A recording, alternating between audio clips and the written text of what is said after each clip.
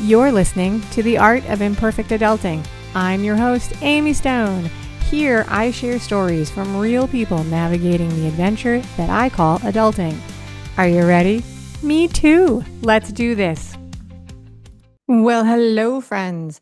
In this episode, I'm going to introduce you to Chandra Kydd, and we talk about how a decision that she made early in college changed the path of her life. As it turns out, Chandra and I are both from sunny South Florida, and so we do take a brief minute to lament the challenges of living here with the summer heat and humidity. We recorded this in June. You're going to hear it in August. We do that just for a second. I don't drag it out, I promise. All right, I think you're going to love this. So let's do it. Chandra Kydd, welcome to The Art of Imperfect Adulting. I'm so glad you're here. Are you ready for a fun chat? I am so ready, Amy. Let's do it. Let's do it. I begin all my interviews by asking my guests what part of the world they call home. So, where are you these days? I am in sunny South Florida here in Fort Lauderdale, Florida. Oh, my goodness, we're neighbors. Did you know that? I did not realize that. I'm in We're, Miami. we're what? I know. That's crazy. So you feel the humidity right now? It's nothing but humidity right now. It's Oh, very hard for people to understand who have not spent a time in South Florida how oppressive it gets. And we're in the early parts. South Florida's just warming up. yeah. It's just warming up. But there's a reason people did not live here before there was central air conditioning. And that reason is humidity. Yes. It's a Oh, beat. yeah, so maybe also mosquitoes. Maybe also Yes. mosquitoes is another reason. But yeah, so we're lucky we're on the coast. We do get a breeze, but it gets Yeah. real hot. It gets real hot. All right, so yay, Florida. So in a second, we're gonna get to the topic of the day. But before we do that, I have one more question, warm-up question to ask you. There's that saying, laughter is the best medicine. Share with us something that you can rely on to bring a smile to your face or laughter to your day. What's something that you really enjoy? I truly have to say it is my kids. I never know what they're gonna say. Especially when I'm feeling low, they sense it, they know it, and they just come at me with, just the most craziest of things and sayings, and it's just hilarious at how fast they're growing and how many things they pick up, and they just are in tune with me, and they always make sure that they keep me smiling. So I really appreciate my kids for that, wanting to be a little piece of the joy in my day. So my kids Yeah. truly keep me laughing. They keep me smiling. And if I get a little too low, they're like, mama, nope. What's going on, ma? Talk to me, talk to me. And they're like such characters. So they are truly a big part of the center of my joy these days. That is amazing. I love that answer. I do. I do. Kids are hilarious. They are so They can push our funny. buttons. They can push my buttons, but Mhm. they're great. Especially those daughters. Oh, love them. I have equal opportunity across but all the kids can push my buttons in different ways. Yeah. Girls, boys, Yeah. all of them. All right. The Yeah. topic of the day is not how our kids can push our buttons, but you're going to share with us the story of how seeing a promotional poster hanging on the wall changed Yeah. the path of your life. And so the first question I actually already know the answer to this, but the first question I have for you to share with the audience is, tell us what the poster was about. Well, the poster was a poster hanging in a hallway when I was in college at Florida A&M University. And it was a poster to join the United States Peace Corps. All right. I think probably everybody who's listening is more than likely familiar with the Peace Corps, but just recap it for us, share it so that we're all on the same page. Tell everybody what the Peace Corps is. Right. I had never heard of it before in my life. I never knew it existed, never heard of it. And when I saw it, I was like, Peace Corps sounds like some mission trip and, or something like that. But it really and truly kept calling me, and I had no idea what it was, but it just kept drawing me in every time I walked down this hallway from class. And it wasn't until I went to a recruiter's a recruiter came out and he explained in detail what the United States Peace Corps really is, and really what it is, the essence of it. It was started by John F. Kennedy, Yep. to really give Americans the opportunity to take whatever skills they have, and they could be practical skills, skills you learn through your education or certifications, and you take those skills abroad to other countries, and you help them to improve their lives in their country. So you literally leave the U.S. and take whatever knowledge you know and help the world. All Simple. right. That's all right. And you do it. So you sign up for a certain amount of time, which we'll talk about it a little bit. So Yes, what part, let's back up a teeny tiny bit to, you sure. mentioned that you had never heard of it. Never. College is a time of transformation. It's a time when we figure out what we're going to do, all kind of things like that. Where were you in your college journey? And when you think back to yourself then, before you saw this poster or when you were walking down the hallway, what were your goals and dreams and plans at that time? My mindset was I'm going to be this great PR journalist. I love public speaking, love writing. And I was like, I'm going to be this mega, PR person. I'm going to be the person in front of the camera. I'm going to be representing some, mogul or big company or something like that, and or be at some big magazine or media news outlet. That was my mindset. Okay. That was the goal before I, began to go down this path towards the Peace Corps. And did you see the poster like your freshman year, or were you like closer to graduating and launching? No, I saw the poster around, I was in my freshman year. I was coming near Okay. the end of my freshman year when I saw the poster, and I began to share it with, my friends. And I had a very good friend that I shared it with her. And I was like, one of the things that the recruiter had mentioned was that you could actually have a friend go with you, kind of like a buddy system during the training. You may not end up in the same location. So I had a friend who I tried to convince her to go with me, to join with me. But the problem was she wanted to go to Africa and I did not want to go to Africa. So, and it was like, and she ended up leaving before me. So I was a little Okay. jealous. But that ended up being the situation with that. But it was in my freshman year of And then you college. carried it all the way through to graduation. The feeling stuck with me all the way through graduation. I got distracted. I mentioned that in one of my books, Don't Get Bitter, Get Better, romance, right? But I ended up back on track with the mindset that you got to go. And I ended up going after graduation. Beautiful, beautiful. All right. So you had never heard of it and you did not know anybody who had done this before you saw it. Never. What was on the postcard? What was on the poster? Like, what was the I picture? believe it was a picture of I think there was a couple of pictures of young people. They looked like they were in their maybe mid 20s or so. I think one looked like they were in an African village, Yeah. and one looked like they were like maybe in the in Europe. Okay. They were like interacting with people, and everybody looked, they were smiling, and the volunteers looked, very simple t-shirt, maybe some little cargo pants. And they just looked like they were in pure joy. They were Yeah. helping people. It wasn't anything fancy, but the fact that they had their boots on the ground. It wasn't they were going to they were literally living it. They were living this life of service. And that appealed to me. It wasn't we were going to go donate. They were like, we're going to serve. And that appealed to me a lot.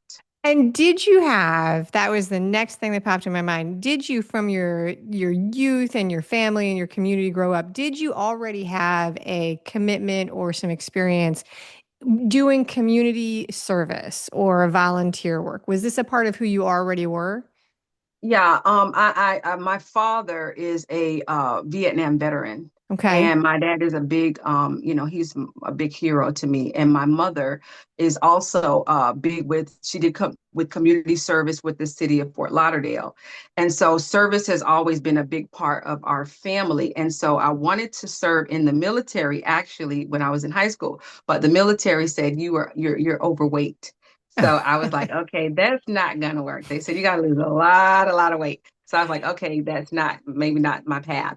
So I just said, you know what, let me go to school. And then when this opportunity came along where, weight was not an issue, it was more so if as long as you have the heart to serve, this might be your opportunity, your calling. So it lined, and the fact that I got to go overseas was kind of like icing on the cake. I never really thought about going overseas, but this was kind of like this might be an extra layer of adventure to the whole scenario.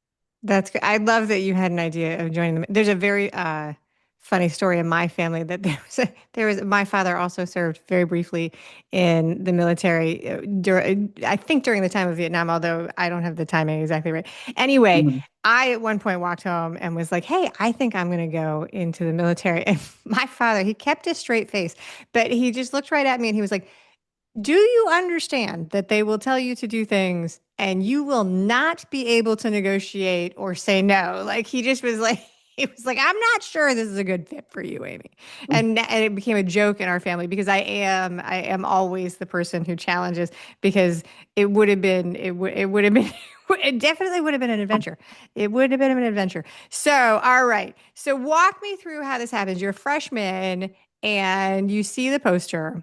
Mhm. And you mentioned that you at some point you go to an information workshop. Walk me through the process of like, the process of like, I'm curious about this.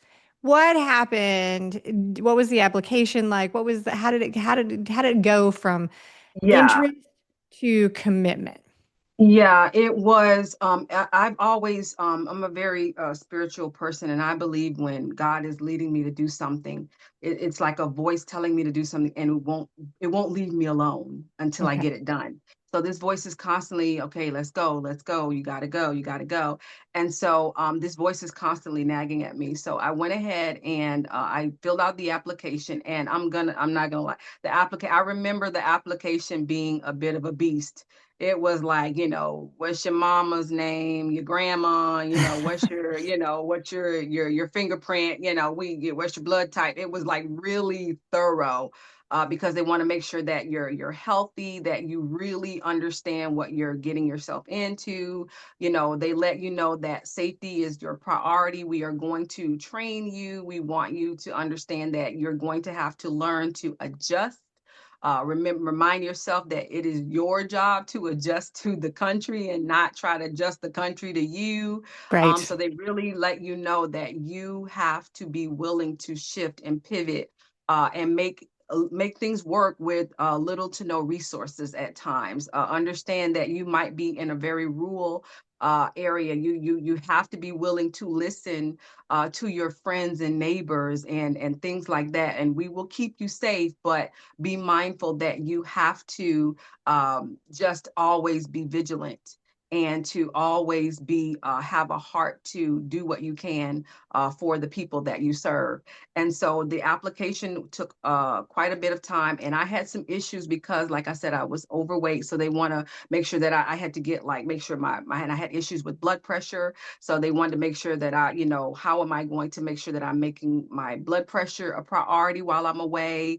So all of these things they wanted to make sure that you're going to maintain while you're away because you are supposed to serve a minimum of 2 years. Okay. So while they're going to provide you with accommodations, they're going to provide you with, medical care, dental care, things like that, those basics and necessities, it's still upon you to take care of yourself. You're going to have to do a lot of walking. They want to make sure that I can handle the amount of walking that I would have to do because we were not allowed to drive in our country. We're not allowed to drive. So we got to walk a lot of places. So can I handle the amount of walking that I may need to be able to do? So these are the things that they want to know that I can handle for these 2 years of my service. Right, because you're So not the signing up for a teen tour. It's not a vacation. Oh no, you're living it. You're when I say boots on the ground, I mean boots on the like this is your data. This is a 7 days a week, 365, 2 years minimum commitment. So you have to really have your mind made up. This is not like you get there and you get bit by a mosquito and you're like, I'm going home now. It was like, it's like there is no air conditioning. This is, you talking about Florida, we're like, there was no AC, there was no hot water heater where I was, there was no Oh, wow. washing machine, so this was really basic way of living where at least where I was, there were other volunteers who had other better ways of, but depending on what country you're in, you may be in a place where there are mountains and all of that. So they Yeah. want to be sure that, depending on the area and region you're in, that you can handle it. So the application process was long. They do interview you, they talk with you, they want to know that mentally you're prepared for this. So I went through all of that process, had to go through some medical clearances and things like that. But I constantly, that voice kept saying, you got to go. So no matter what, I was determined to make it happen, no matter what blips came along the way. And because they did deny me a couple of times, they did deny me. So yeah, And because not so, everybody, it is an application process. Not everybody gets yes, to go. They're yeah. looking for skills, and so okay. So you do this, and then there's training, and so on and so forth. What did people in your life say along the way? This sounds like this was several years, like two, 3, 4 years while you were going through the application process. What did your friends and your family and your classmates, what did they say when you began to talk to them about the fact that you were going to do this? Well, classmates and friends were like, "Oh, that sounds cool." Because I don't Okay. think, friends, and they think adventure. They think, "Oh, Yeah. overseas, that sounds cool, adventure." Parents, my mom was like, "Oh, no. Oh, absolutely not." My mom was like, "You're going where, doing what?" Absolutely not, young Yeah. lady. She's like, "No, ma'am, you're going by yourself. You don't know these people. Where are you going to go?" And I'm like, "Mom, I don't know." And so she was like, "No, no, I don't, no, no, no, no, no, no, no." But my dad was like, "If that's what you want to do, you go." There's So I often was like, in like parents, like in the parents, at least say in my family, like there's one parent who's like, all right, if you're committed, let's figure out how you're going to get it done. And there's the other one who's just like, maybe take a different path, you know? So in my yeah, family, I'm the one that people come to when they want a yes, when they've got a crazy idea and they're like, this is what I want to do. And they want a yes. I'm the one that they come to. And then sometimes when I'm like, I don't know. Then they know that they're really asking for something that might be way out there. So that's very, so you do describe this as the greatest adventure of your life. yes, And you tell us about where you got to go, what your time was and what work you were doing. Because the Peace Corps, I right. think, I might be wrong about this, but I think they come into locations with specific things that they've been asked to support.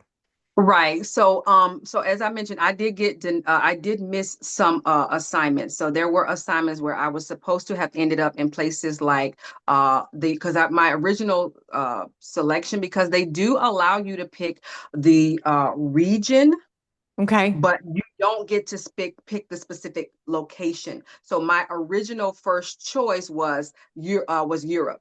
Okay. Eastern Europe. So I missed assignments to like Albania, Romania, Armenia. I think those were the areas that I wanted to go to, but I missed those assignments.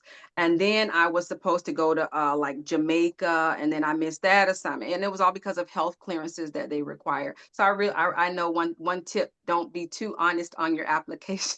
So for those who want to go, don't be too honest on that application. I was too honest because they're gonna make you like go and get clearances for all of it. So, but I finally did end up in the Eastern Caribbean.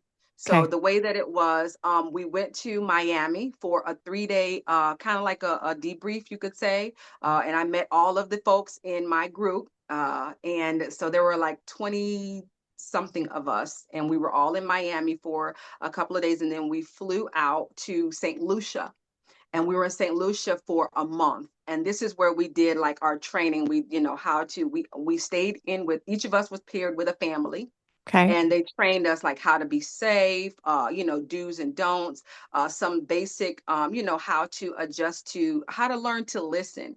because even though the primary language is English, they speak a dialect. So it's a broken English. It's like, what are you saying? What? Are you speaking English? What is that? Ah, what?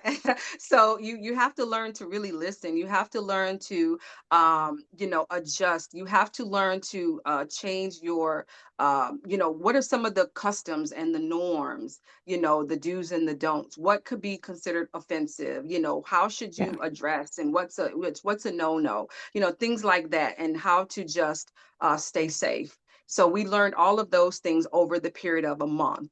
And then near the end of that month, what happened is we went through, so there are several islands that are a part of the EC for the Peace Corps. And so what happens is the directors of those islands now come to us in St. Lucia at the end of the training, and they literally interview all of us. And they Okay. want to know, like, what are our strengths? What are our educational backgrounds? What do we know? What are our interests? All of that. And then at that point, it's like a boxing match. They like go to town and they like literally fight for us, because now they want us in their specific island, because they may have projects and things, that organizations that specifically want us with certain skills. And so that's what happened. They went to town for, like, I don't know, 3 days, I think. And so we're all on pin. It was like, who do you think? And we're trying to listen at the door. What do you think? Who do you think? Where are you going to think you're going to end up? So we had that nervousness for like a couple of days. And then finally we get our assignments. And I ended up in St. Vincent and the Grenadines, which is an extremely tiny island, which is right between Grenada and St. Lucia.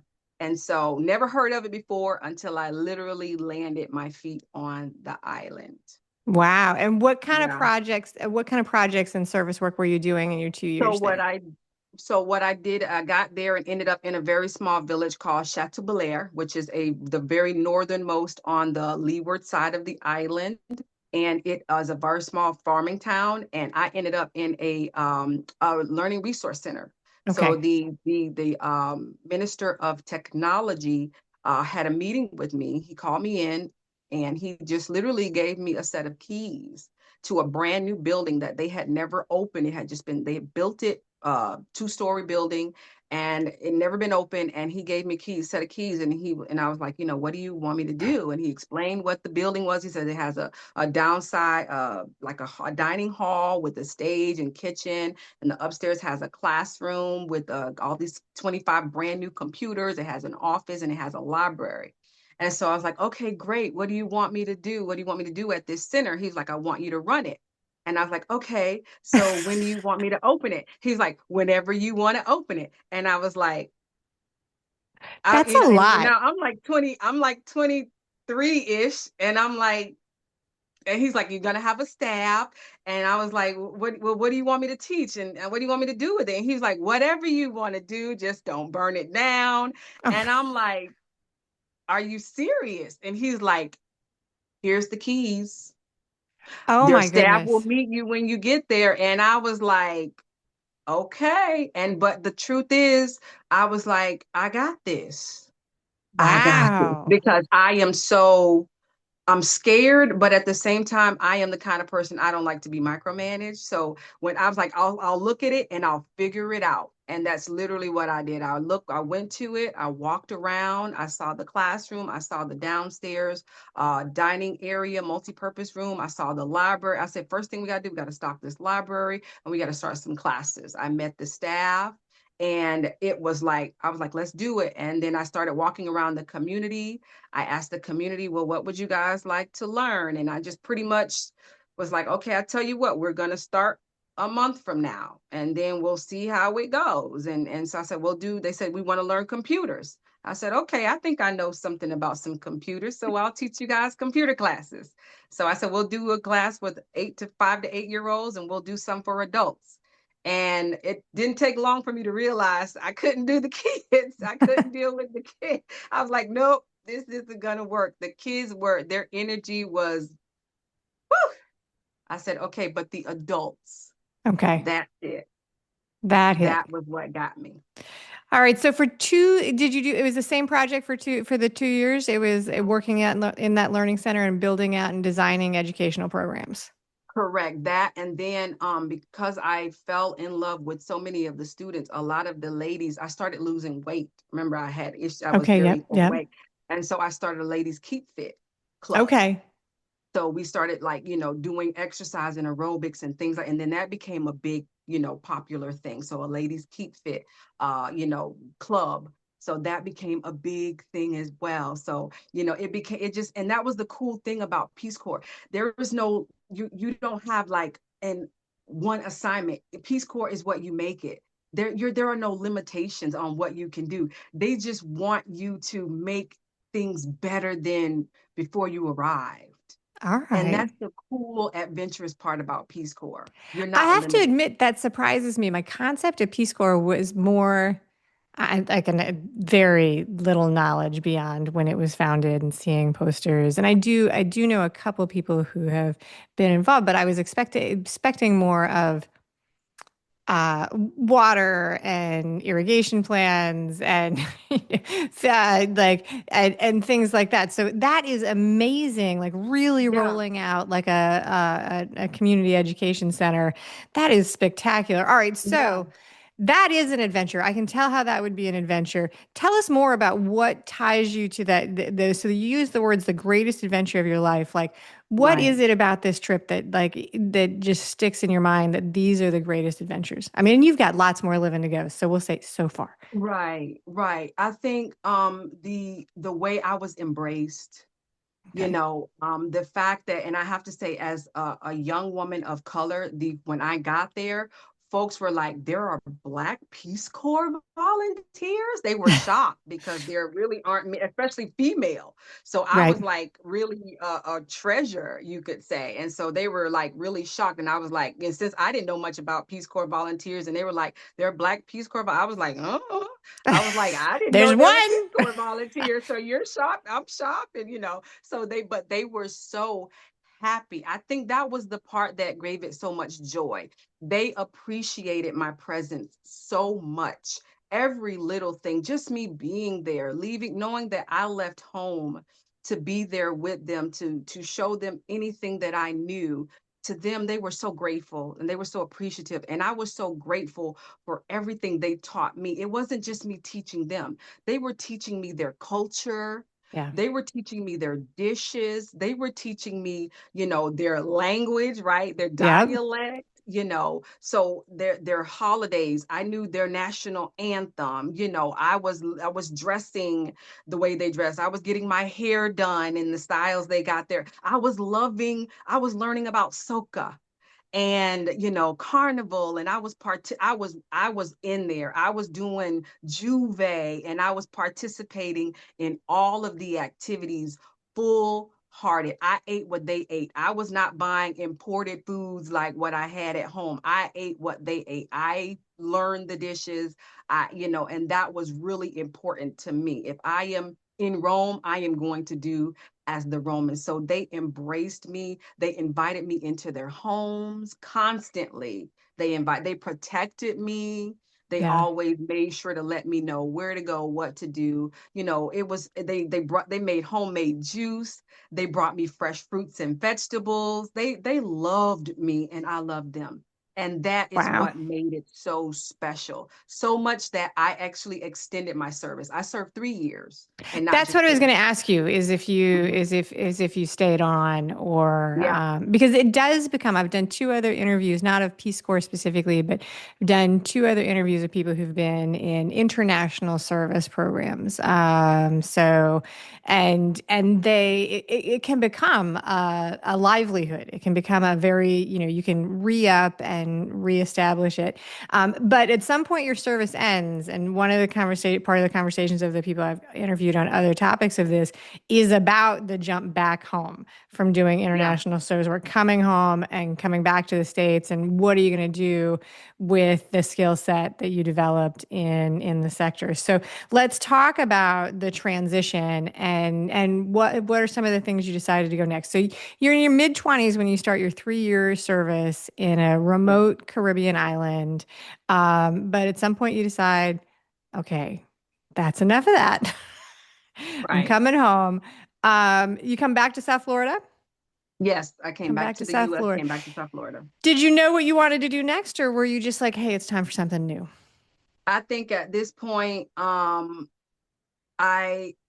I think I need to stay in the classroom. I think Okay. I just enjoyed watching the light bulb go off, teaching someone something that and it opens so many doors for them. And I liked that feeling of knowing that I had a part of that, planting like a very special seed that grew to actually grow in their household as well as their community. It blessed their whole community.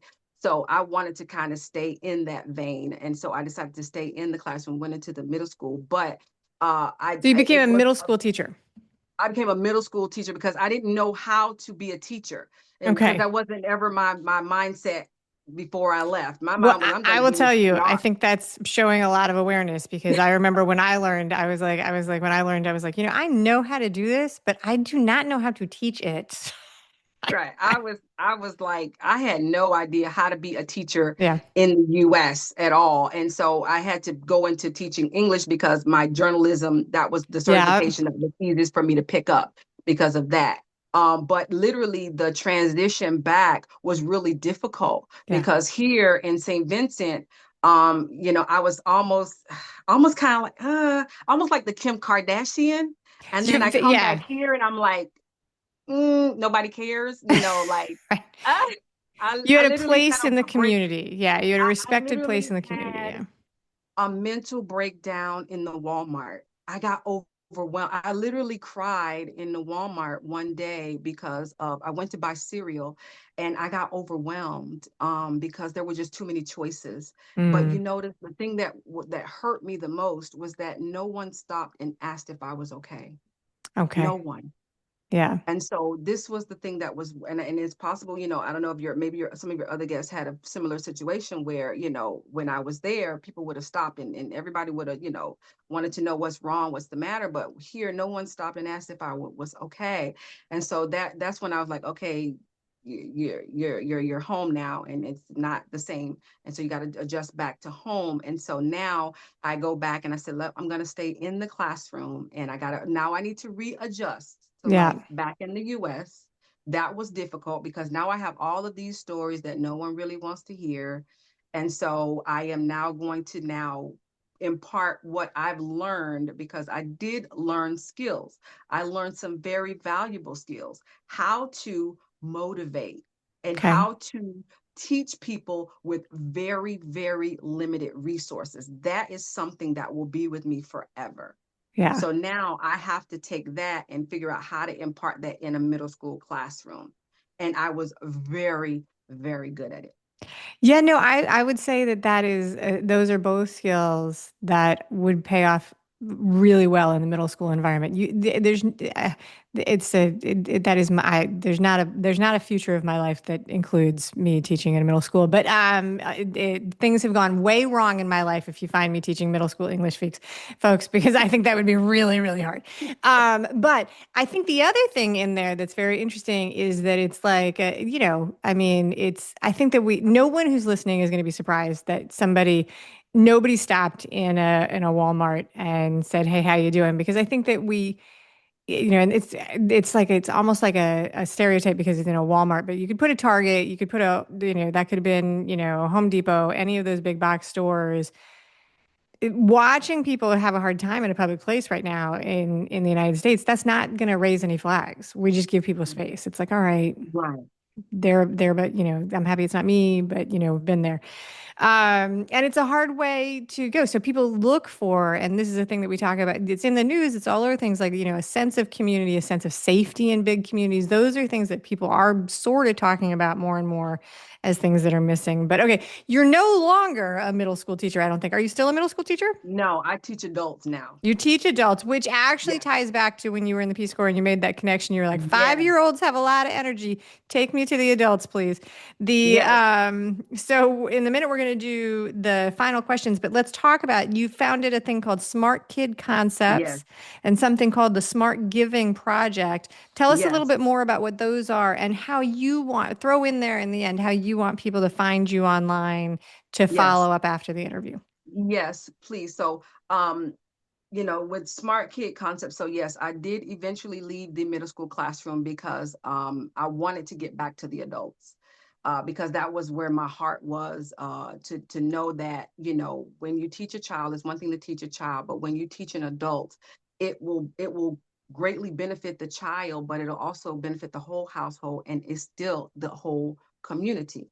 So I Yeah. wanted to get back to the adults, but I realized that there was still something missing in the adult classroom. There is a motivational piece that can be missing in an adult classroom, but it is absolutely necessary in an adult classroom because, unlike children, adults do not have to be there.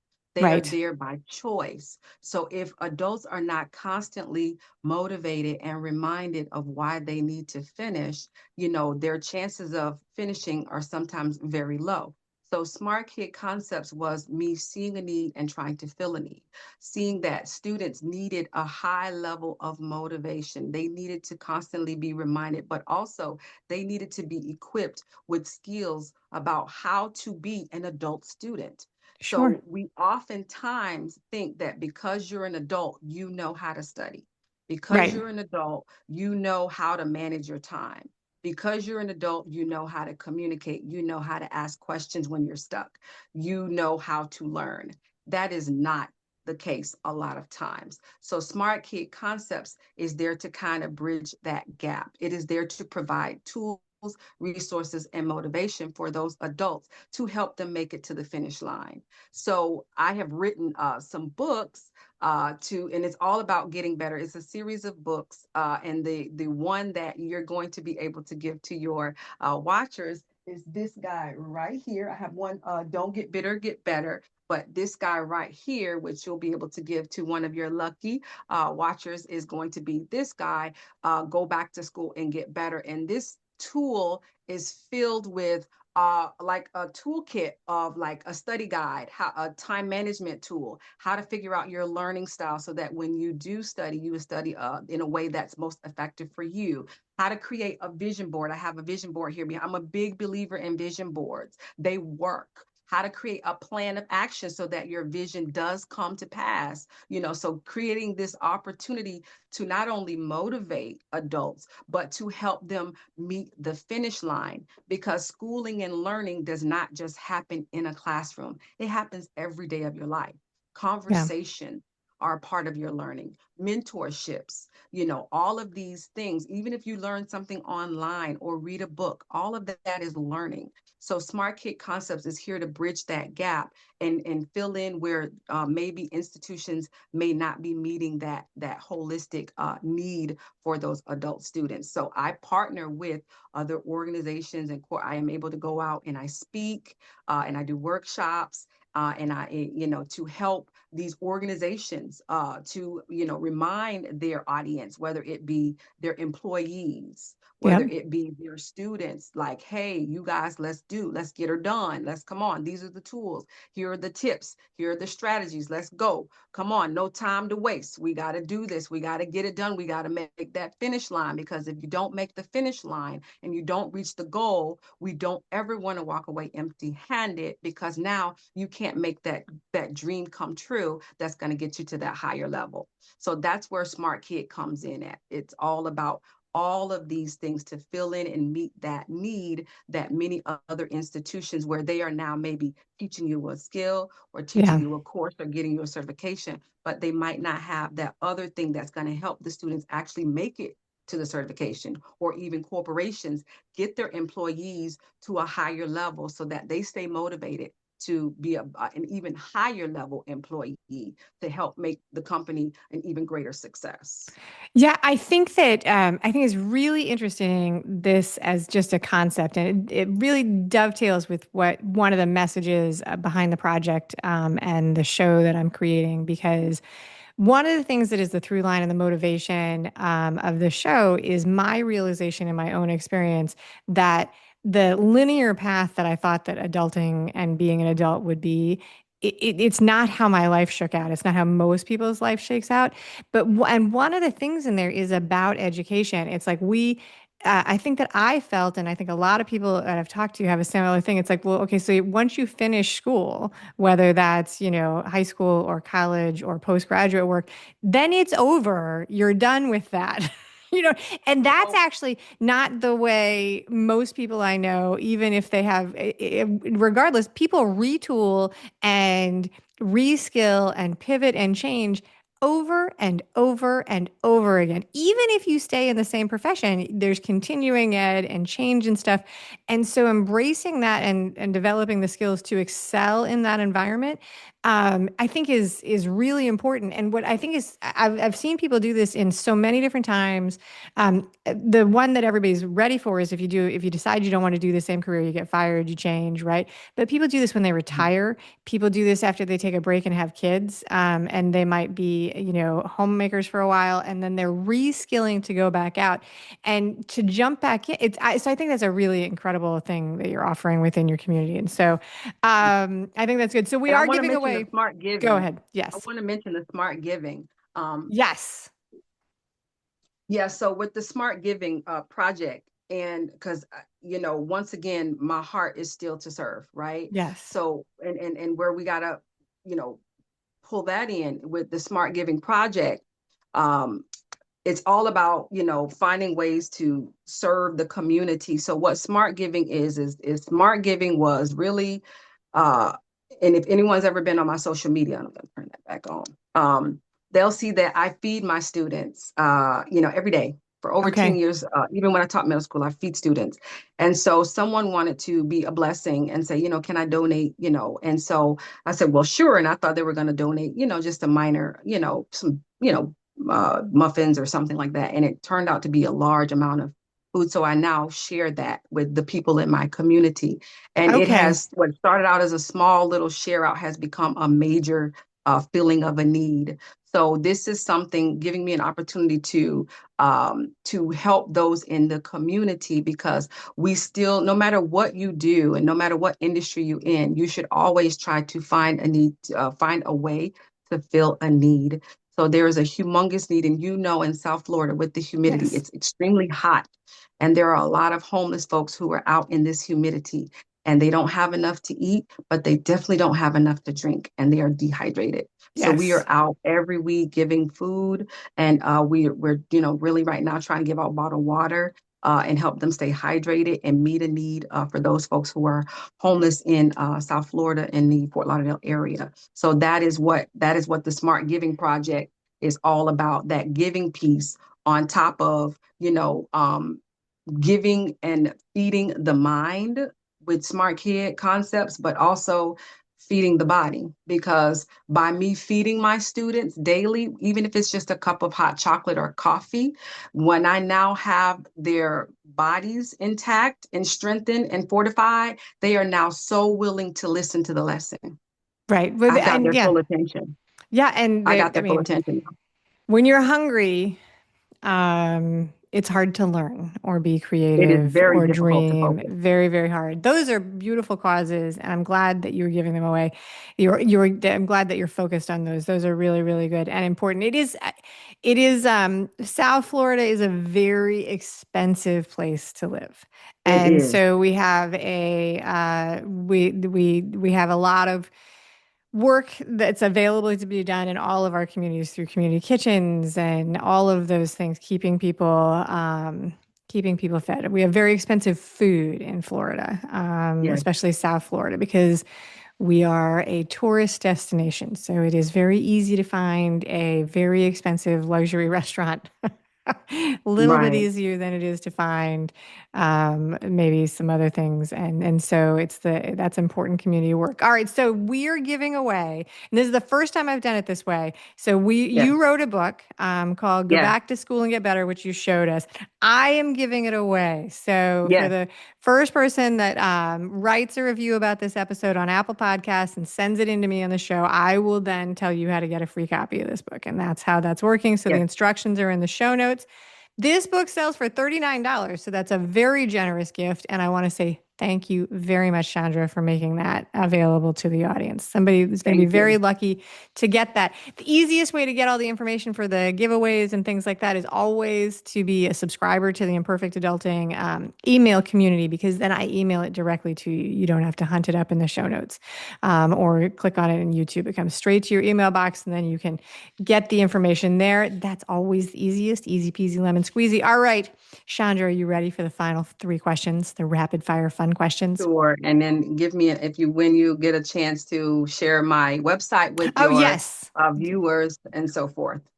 Let's do that now because it was supposed to Okay. be before, but you had such long, beautiful stories about your Yes, two things that I know. I I'm forgot. There a you big go. No, tell us talker. how people can find you online. Do it. Yes. So I do have social media. They can find going to my website at www.smartkyddconcepts.com, www.smartkyddconcepts.com, or they can go and find me on social media at Facebook, Instagram, TikTok, and definitely my YouTube channel where there are a gazillion resources to help adults to get back better in school and so forth. So please do find me on social media, but I am looking forward to you guys getting a free copy of this book. This will be an Hmm. ebook version of Go Back to School and Get Better. Fantastic. All right. Thank you for catching me on that and make sure we got that. Now we're going to do the final three questions. Are we Okay, ready? let's All right. do it. Let's do it. All right. Are you a person who has a set morning routine? And if so, what is it? So my set morning routine, yes, I am up at 3 a.m. Uh, Three. Yes, ma'am, 3 a.m. Yes, because Oh, I'm a full-time teacher. So what Smart Kydd Concepts has to start at 3 a.m. before my full-time job at my school. So 3 a.m. I get up at 3 a.m. and at that point I start to meditate, listen to some music, wake myself up, and then I jump on my Smart Kydd Concepts work. And then after that, about 4:30 or so, I try to run to the gym for about an hour, and then I come back and I get my babies ready for school, and then it's out the door to the full-time job. That's my morning routine. you are a busy woman. Oh my goodness. All right. So very, very good. I want you to think back over your life. You've had a lot. You are a person who I feel has had a lot of mentors and people who are teachers and in your life. You mentioned your dad and other people. But think back over your life. What's a piece of really good or even great advice that you've gotten that you're willing to share, and who gave it to you? Hmm. Uh, well, one that kind of, and I'm sure there's a bunch. My one that I have to say a couple. One that my dad always used to give was that whenever you do something, you do it 100%. Okay. You don't go halfway. If you're going to do it 100%. And then one that my one of my administrators gave me a couple years ago, and it still rings in my ear, is the reward for good work is more work. That's the boy is that if that is not like that we all learned that at some point. Like you did such a nice job doing this work. Here, have some more. Yes. The reward for good work is more work. That rings in my head for the last few years when every time I think I'm like, man, I must be doing a good job because there's more work coming my way. So I love it. I love it. And it rings through my mind all the time. So that's definitely the advice that's been new on the top of my roster of quotes at the top of my list. I love that. All right, very good. All right, very, very good. All right, so when you take vacations, I'm fascinated to hear how you answer this. When you take vacations and when you go somewhere for relaxation, do you prefer to travel a long way to somewhere that's far away and exotic? Or are you a person who right now is staying closer to home and relaxing in your backyard? Right. So I would, my preference would be to go somewhere far away, preferably somewhere I've never been. I just came back from London for Okay. a book signing for this book's actually. Wow. All right. But yes, but nowadays, because of my hectic, busy schedule, Yep. I stay a little bit closer to home because I can't stay away too long. So my kids are constantly trying to pull me in Orlando and things like that. But me personally, I would love to be somewhere near water. Yeah, I like being places near water. Right now, I would actually love, and I haven't had the chance to go somewhere with mountains. I really want to get around some mountains and some greenery, yeah, whether it be like, I don't know, I just want to get around some mountains. They just seem so majestic and so sure. peaceful. Whether I'm climbing them or staring at them in the distance, I just want to just be in awe of mountains and just simmer down a little bit. Very good. Well, yeah, no, I Mm. can see that. I definitely can. All right, that's it, Chandra Kydd. Thank you so much for being a Thank wonderful you guest today so on the much. show. I appreciate you so much, Amy, and I look forward to being back again. Hopefully, we can touch base again, and I look forward to your viewers getting a hold of the book and just us collaborating in the future. You betcha.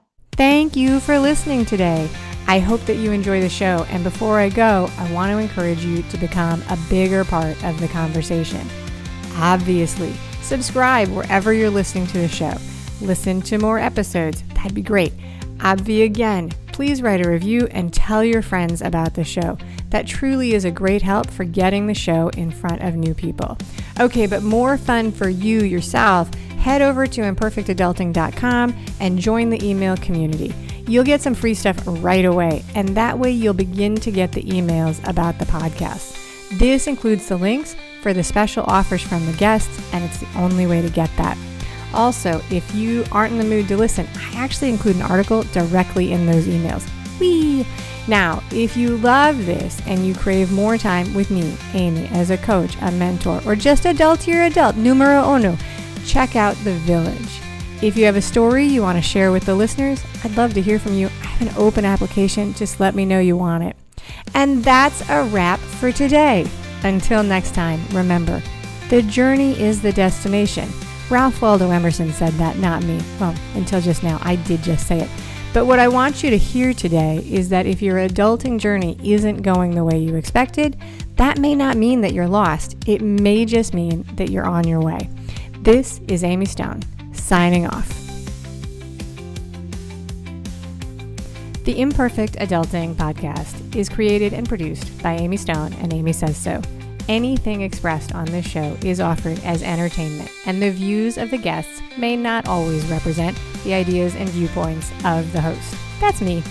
Amy does not intend or hold herself out to provide professional advice or recommendations of any kind. In the end, you and you alone need to make those kinds of decisions based on your personal and individual situation, needs, circumstances, and comfort level.